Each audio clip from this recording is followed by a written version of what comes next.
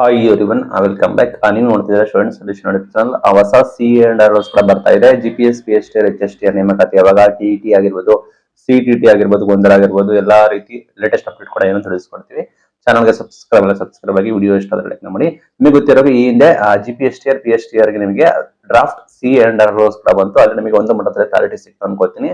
ನಿಮಗೆ backup score remove ಆಗೋದ್ರ ಬಗ್ಗೆ. But ನಿಮಗೆ ಅಂತಿಮವಾಗಿ ಫೈನಲ್ CA ಅಂಡ್ ROS ಕೂಡ ಬರಬೇಕಾಗುತ್ತೆ. CA and ROS very important. ನಿಮಗೆ ಶಿಕ್ಷಕರ ನೇಮಕಾತಿ ಮಾಡಬೇಕು ಅಂದ್ರೆ CA ಅಂಡ್ ROS ಇರಬೇಕಾಗುತ್ತೆ.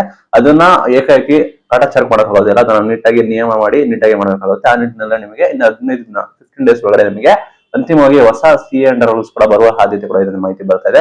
ಅಲ್ಲಿ ನಿಮಗೆ GPSTR, HSTR, PSTR ಎಲ್ಲ ಕೂಡ ಮಾಹಿತಿ ಬರ್ತಾಗುತ್ತೆ. HSTR ಇನ್ನು ಕೂಡ ಕ್ಲಾರಿಟಿ ಸಿಕ್ಕಿಲ್ಲ. ಬ್ಯಾಕಪ್ ಸ್ಕೋರ್ ಆಗಿರ್ಬೋದು, PGTT ಕಡ್ಡಾಯ, ಅದು ಗೊಂದಲ ಕೂಡ ಇದೆ. ಅದಕ್ಕೆ ಕ್ಲಾರಿಟಿ ನಿಮಗೆ ನೆಕ್ಸ್ಟ್ 15 ದಿನಗಳಲ್ಲಿ ಸಿಗುತ್ತೆ ಅನ್ನೋ ಕೂಡ ಮಾಹಿತಿ ಬರ್ತಾ ಇದೆ.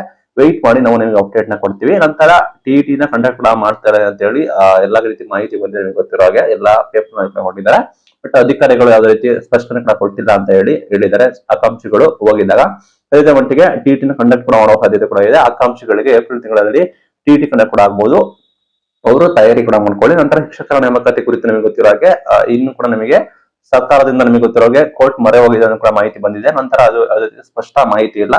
ನಂತರ ಯಾವ ರೀತಿ ನಿಲುವು ಕೈಗೊಳ್ಳುತ್ತಾರೆ, ಏನಾಗುತ್ತೆ ಅಂತ ಹೇಳಿ ನೀವು ಕಾಯ್ದು ನೋಡ್ಬೇಕಾಗುತ್ತೆ. ಸದ್ಯದ ಮಟ್ಟಿಗೆ ನೆಕ್ಸ್ಟ್ ಅಕಾಡೆಮಿಕ್ ಒಳಗಡೆ ನಾವು ನೇಮಕಾತಿ ಕೂಡ ಮಾಡ್ತೀವಿ ಅಂತ ಹೇಳಿ ಸಚಿವರಾದ ಮಧು ಬಂಗಾರಪ್ಪ ಅವರು ಪದೇ ಹೇಳಿಕೆಯನ್ನು ಕೊಡ್ತಾ ಹೋಗ್ತಿದ್ದಾರೆ. ಬಟ್ ಕೋರ್ಟ್ ತೀರ್ಪು ಇದೆ, ರಿಸರ್ವೇಶನ್ ಇರೋ ಕಾರಣ ಕೋರ್ಟ್ ಏನಾದ್ರೂ ಪರ್ಮಿಷನ್ ಕೊಟ್ರೆ ನೇಮಕಾತಿನ ಶುರು ಮಾಡುವ ಸಾಧ್ಯತೆ ಕೂಡ ಇದೆ. ಅದನ್ನ ನೀವು ಮೇನ್ ಥಿಂಗ್ ಕಾಯ್ದು ನೋಡೋಣ. ಅದು ವೆರಿ ಇಂಪಾರ್ಟೆಂಟ್ ಕೂಡ ಆಗಿರುತ್ತೆ ಶಿಕ್ಷಕರ ನೇಮಕಾತಿ ಹೋಗಿತ್ತು. ನಂತರ CTET ಕುರಿತು ನಿಮ್ಗೆ ಗೊತ್ತಿರೋ ಹಾಗೆ ಸೆಂಟ್ರಲ್ ಟೀಚರ್ಸ್ ಟೆಸ್ಟ್ ಕೂಡ ನಿಮಗೆ ಆಲ್ರೆಡಿ 7 ಮತ್ತು 8ನೇ ತಾರೀಕು ಅನೌನ್ಸ್ಮೆಂಟ್ ಕೂಡ ಆಗಿದೆ. ಹೆಚ್ಚು ಜನ ಅಪ್ಲಿಕೆಂಟ್ಸ್ ಇರೋ ಕಾರಣ ನಿಮಗೆ 2 ಬಾರಿ ಲೈಕ್ 2 ಟೈಮ್ ನಿಮಗೆ ಪೇಪರ್ ಕಂಡಕ್ಟ್ ಮಾಡ್ತಾ ಇದ್ದಾರೆ. ಅದರ ಟೈಮ್ ಟೇಬಲ್ ಅನೌನ್ಸ್ಮೆಂಟ್ ಕೂಡ ಮಾಡಿದ್ದಾರೆ.